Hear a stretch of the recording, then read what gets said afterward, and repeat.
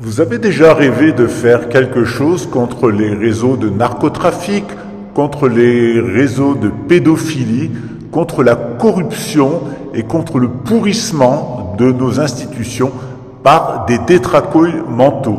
Eh bien, aujourd'hui, je vous en donne l'opportunité directe et concrète. Voyez ce qu'il y a à la suite.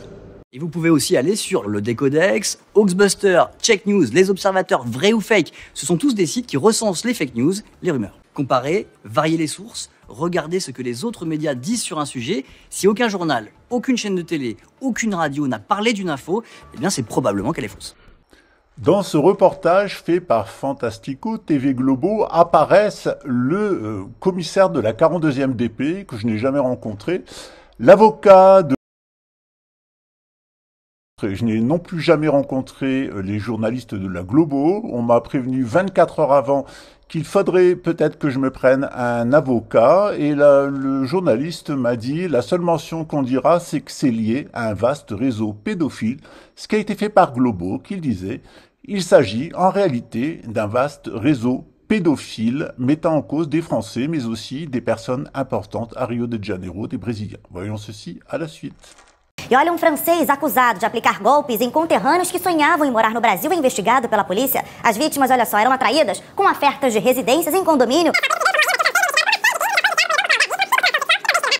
Tachi Delek. Bonsoir les amis, j'espère que vous allez bien. Je suis Lama Kunzang, Pascal Trefengui.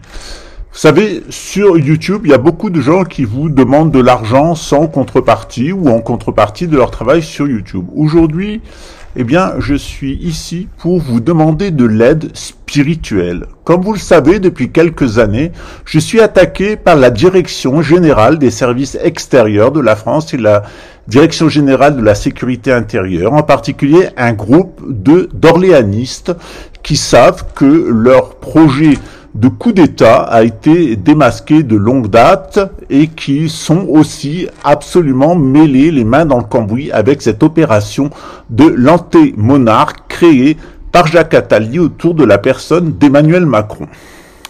À Rio de Janeiro, ils n'ont pas hésité à envoyer un agent de la DGSE, de la STAC internationale, Samuel Morel, qui a été recruté pour voler avec la complicité d'un des étudiants du Temple qui avait de très graves troubles psychiatriques, voler plus de 110 000 € à certains de mes associés.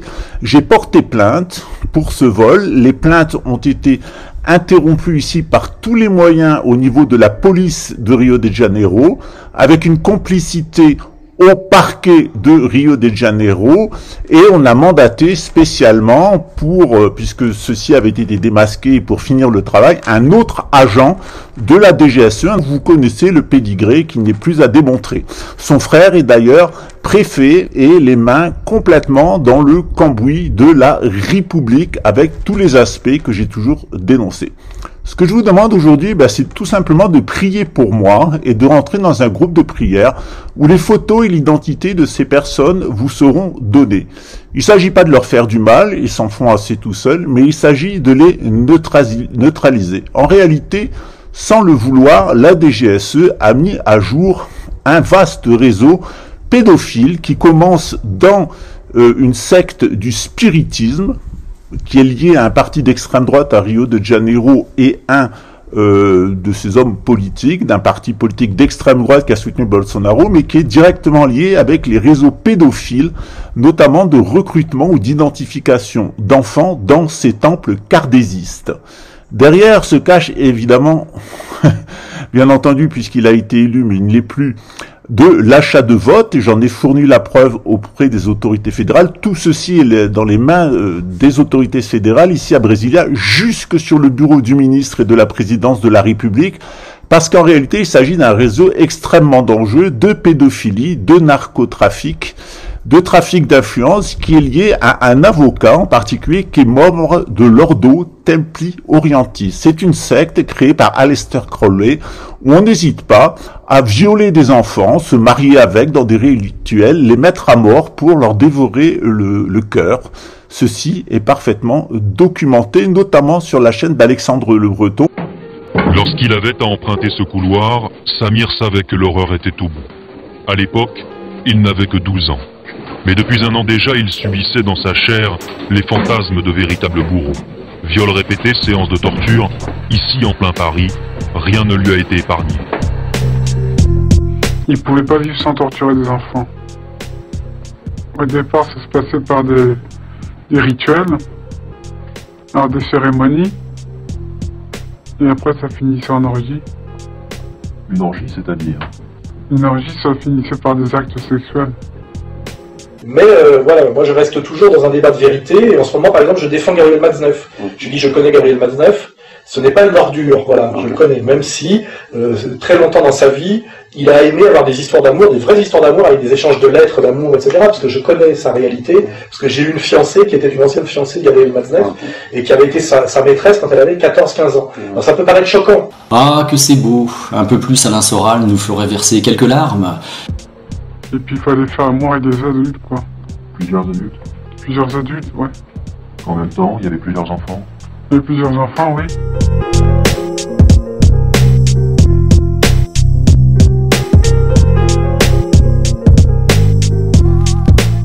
The Hermetic Order of the Golden Dawn, littéralement l'ordre hermétique de l'aube dorée, plus communément appelée la Golden Dawn, est une société secrète ou école à mystère consacrée à l'étude des sciences occultes. La Golden Dawn a pris naissance dans l'esprit de trois amis francs-maçons, William Wynne Westcott, ami de Madame Blavatsky, Samuel Liddell Matters et William Robert Woodman. Westcott s'occupant des enseignements kabbalistiques et rosicruciens, tandis que Matters se consacrait à l'enseignement de la magie. La hiérarchie ou structure initiatique de la Golden Dawn est directement inspirée de l'arbre des séphirotes. En 1901, un scandale, connu sous le nom de l'affaire Horos, a éclaboussé la Golden Dawn. Frank Jackson, sous pseudonyme de Theo Horos, et sa femme Loletta Jackson ont été accusés du viol d'une jeune fille de 16 ans. À l'époque, le juge a conclu que le couple avait utilisé les rituels de la Golden Dawn pour l'exploitation sexuelle de mineurs. Notons que l'Ordo Templi Orientis, OTO, sous-structure de la Golden Dawn, a également été dénoncé comme étant un véritable réseau pédocriminel. La psychologue australienne Rena Michaelson avait déclaré selon ses sources que cette société secrète était un réseau de pédophiles dont les membres pratiquent les abus rituels impliquant de la magie sexuelle, du contrôle mental basé sur les traumatismes et la production de pédopornographie. En 1995, l'OTO a été répertoriée comme secte luciférienne dans un rapport parlementaire de la commission d'enquête sur les sectes en France. Dans son livre « L'enfant sacrifié à Satan », le journaliste Bruno Fouchereau écrit « En Italie, à Rome, l'existence d'un groupe de l'OTO pratiquant des viols d'enfants dans ces rituels a été dévoilée, ce qui fit scandale, car la jeunesse dorée de la ville y participait, ainsi que des avocats réputés, Ces jeunes gens arrêtés par les carabiniers de Bologne sont tous des enfants de Satan. C'est ainsi qu'ils se dénomment eux-mêmes. Ils font partie d'une secte qui regrouperait plusieurs centaines d'adeptes issus pour la plupart de la plus respectable bourgeoisie bolognaise. Leurs messes noires se déroulaient dans ces maisons plus ou moins abandonnées, les cérémonies mêlaient, semble-t-il, des cadavres à de jeunes enfants à qui l'on faisait subir en prime des attouchements sexuels. Ce sont les révélations d'un garçon de 3 ans qui ont fait éclater le scandale. En réalité, cela n'est que la énième affaire satanique en Italie. La presse est bien souvent pleine d'histoires, de messes noires et de diableries dans le pays de Saint-Pierre et de la Chapelle Sixtine, avec ses représentations de l'enfer. Le diable fait bien partie de la vie. Ainsi, cette paisible église romaine du bord du Tibre serait-elle en fait possédée par Satan? De même, la ville de Turin au nord de l'Italie serait elle aussi dévouée aux démons. L'église officielle, elle, était jusqu'à présent plutôt réservée et traitait le phénomène par le mépris. Mais devant l'ampleur et la répétition de ces affaires sataniques, le pape en personne a évoqué à demi-mot le sujet le mois dernier en Slovénie. Car là-bas aussi, les sectes sataniques font la une des journaux. Le satanisme, quand vous avez cette pyramide avec cet ange luciférien, c'est mauvais signe. Et en particulier, ça se greffe à, avec la maçonnisation de l'Église. Et j'ai en particulier publié le document original, sorti en septembre 1978 en italien, de toute la liste des prélats français et italiens, francs-maçons avec leur numéro de matricule. C'est un avocat italien qui s'appelait Pecorelli qui a balancé ça, il faisait partie de la loge P2. Et bon, quelques mois après, il s'est fait buter de 4 balles dans sa voiture. L'enquête de Bruno Fouchereau rapporte le témoignage de Samir Aouchiche, victime d'une secte paramaçonnique nommée Alliance Cryptène. Voici un passage du livre qui relate le déroulement d'une cérémonie de la Golden Dawn impliquant des enfants et à laquelle Aouchiche aurait participé. Enfin, ils arrivent dans la salle. Là encore, le décor a changé. Les murs sont maintenant tendus de tissu noir, les néons sont éteints et des halogènes éclairent la pièce indirectement. Un immense triangle mauve est dessiné sur le sol et une sorte de damier a été posé en son centre. De chaque côté du triangle, 2 espèces de colonnes d'environ 2 mètres se dressent telles des obélisques. L'une est noire et blanche, l'autre rouge et verte. Au fond de la pièce, face à l'entrée, sur une sorte d'estrade, encadrée de 4 candélabres, 2 gros fauteuils rouges et or. 5 à 6 enfants sont là. Certains visiblement accompagnés de leur père ou de personnes qui leur sont proches. Un petit garçon d'environ 6 ans, qui refusait de lâcher la main de son père, reçoit une gifle monumentale qui l'envoie rouler au sol sous les rires des adultes, visiblement ravis par le spectacle de ce garçonnet à moitié assommé. Samir n'en croit pas ses yeux. Les adultes sont vêtus de façon singulière.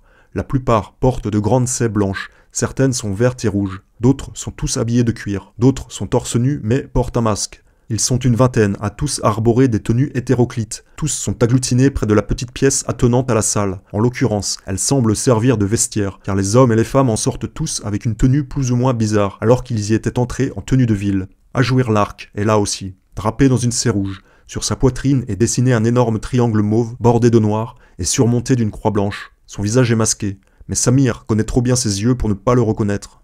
Une musique de messe retentit, et, entre guillemets, l'empereur, suivi du commandeur, se dirige vers l'estrade. Pendant ce temps, Stirlaro s'affaire et prépare sur des plateaux d'argent de grandes lignes de ce que Samir apprendra plus tard être de la cocaïne. Ondatom saisit le bras de Samir pour le guider, avec les gagneuses et les autres enfants, devant l'estrade où tous se mettent en rang. Les adultes se répartissent avec une sorte de bonne humeur grivoise sur les côtés du triangle face aux colonnes et à l'estrade. Pendant que les plateaux passent dans l'assistance, Ondaton et le chinois déshabillent sans ménagement les enfants. Certains sanglotent, d'autres se protègent le visage comme s'ils s'attendaient à recevoir des coups d'un instant à l'autre. Les conversations vont bon train. Un homme qui porte un masque rouge se déclare sensible aux fesses de Samir.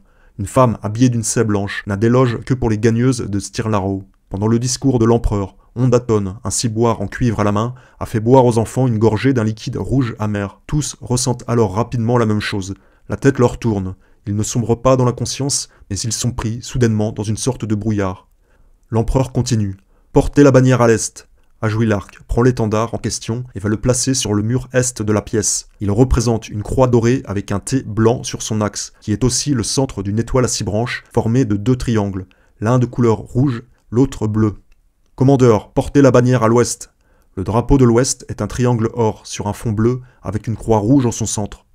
Samir voit ces bannières comme à travers un brouillard, mais les symboles qui y sont inscrits marqueront son esprit à tout jamais. L'empereur lève ses bras vers le ciel et ferme les yeux pour mieux se concentrer. Il semble bénir les enfants. Infusez dans ces jeunes êtres la vigueur et la pureté, vous qui êtes les maîtres des puissances élémentaires que vous contrôlez, et que ces jeunes êtres puissent rester un véritable symbole de la force intérieure et spirituelle de notre ordre. Ce rituel est l'un de ceux de la Golden Dawn, et semble être celui auquel Samir a été le plus souvent soumis. Samir n'entend presque plus les paroles de l'empereur. Il a l'impression de tomber, d'être pris dans un tourbillon. Tout tourne, les visages se mélangent, et c'est à peine s'il entend le commandeur déclamer « Les corps de ces enfants sont le pain que nous partageons. Ils scellent nos liens et, par notre sexualité enfin libérée du joug des oppresseurs judéo-chrétiens, nous nous purifions. Nous réintégrons le plan sacré des chevaliers célestes de l'ordre de l'Alliance cryptène. Le sexe et tous les plaisirs de nos sens sont la seule loi à satisfaire. Servez-vous, mes frères, au nom du prince, notre Seigneur, et l'honneur à Tulé. » Le commandeur a joint le geste à la parole et a relevé sa saie, laissant apparaître un sexe dressé. Il s'approche d'une petite fille d'environ 12 ans, qui sanglote depuis le début de la cérémonie. L'enfant résiste à peine. Déjà, des hommes et des femmes se sont écartés pour se livrer à leur jouissance. D'autres saisissent des enfants. Samir se sent palpé, retourné, puis sombre dans une sorte de coma éveillé.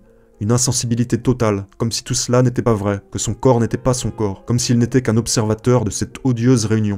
C'est-à-dire que Samir tombe ici dans un profond état dissociatif. Il s'agit là d'un rituel pédosatanique avec viol et torture d'enfants sous couvert d'une doctrine luciférienne se résumant à « fais ce que tu voudras sera le tout de la loi ».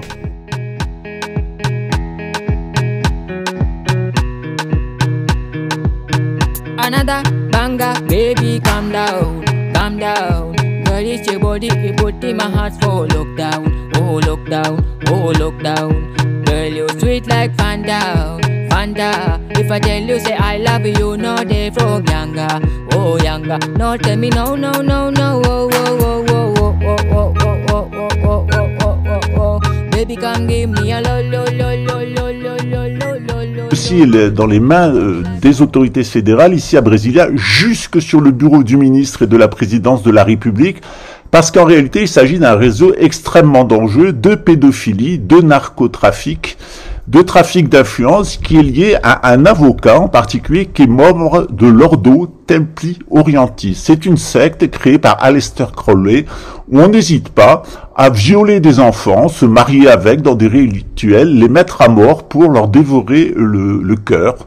Ceci est parfaitement documenté, notamment sur la chaîne d'Alexandre Le Breton. Je n'hésiterai pas à vous remettre un certain nombre d'images, puisque cette secte créée par Aleister Crowley est extrêmement dangereuse, mais je pourrais dire la même chose de celle qui avait été créée aux États-Unis autour de William Seabrook par le renseignement anglo-saxon. Donc ce que je vous demande, c'est de prier pour moi, puisque un procureur, un avocat et un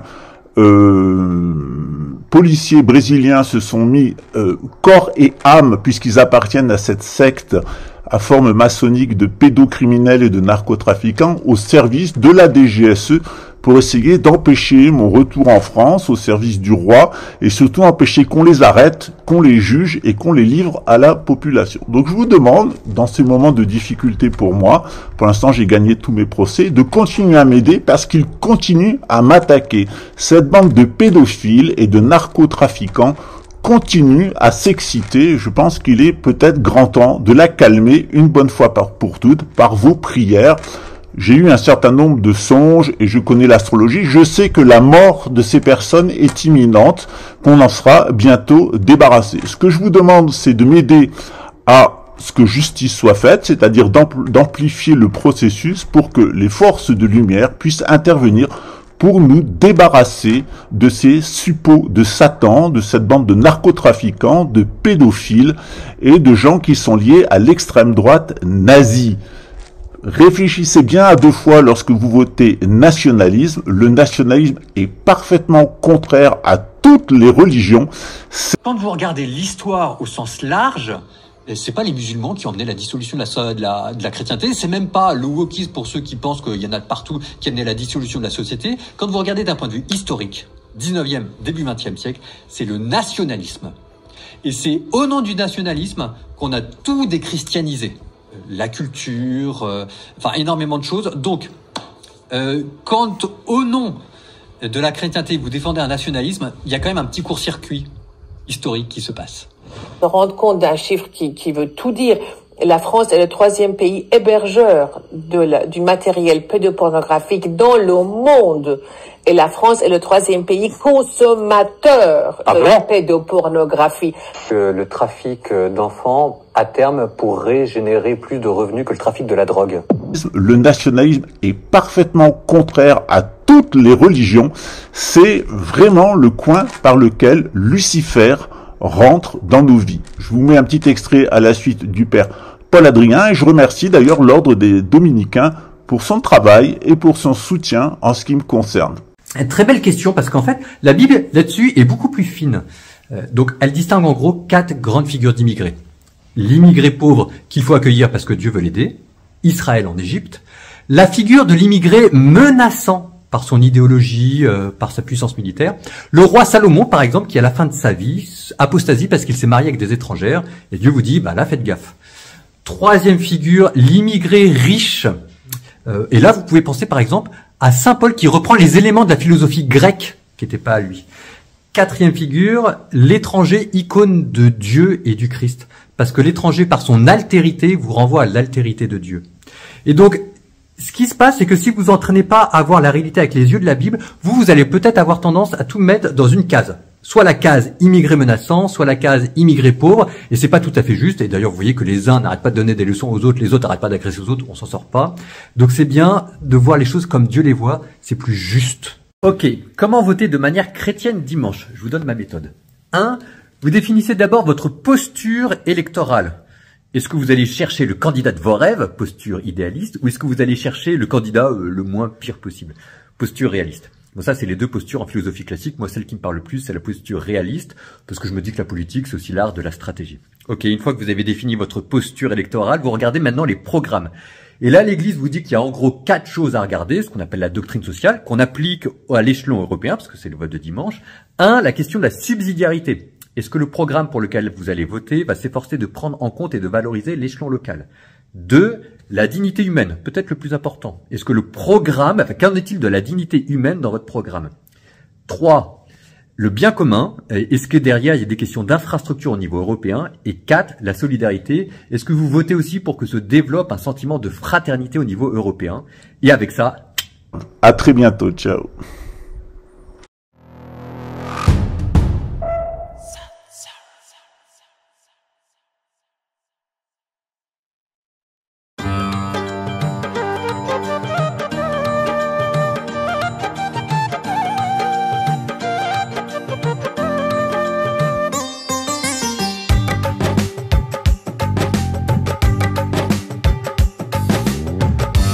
I know what it takes to fall this town.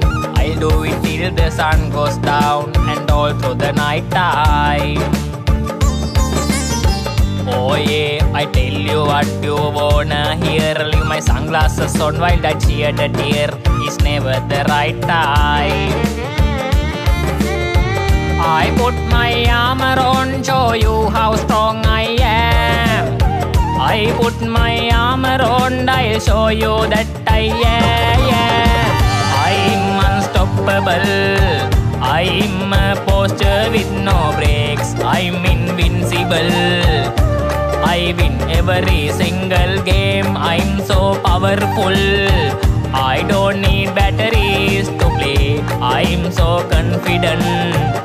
I'm unstoppable today. Unstoppable today, yeah. Unstoppable today. Unstoppable today. I'm unstoppable today. Breakdown, only alone I will cry on out. You'll never see what hiding out deep down. I know I feel that you let your feelings grow. It's the only way to make friendships grow. But time to work right now. I put my armor on, show you how strong I am. I put my armor on, I'll show you that I am. I'm unstoppable. Des choses que personne ne veut croire et qui coûtent très cher à ceux qui n'y sont pas initiés. I win every single game. I'm so powerful. I don't need batteries to play. I'm so Te voilà prestement initié au secret de la pomme. En feras-tu bon usage?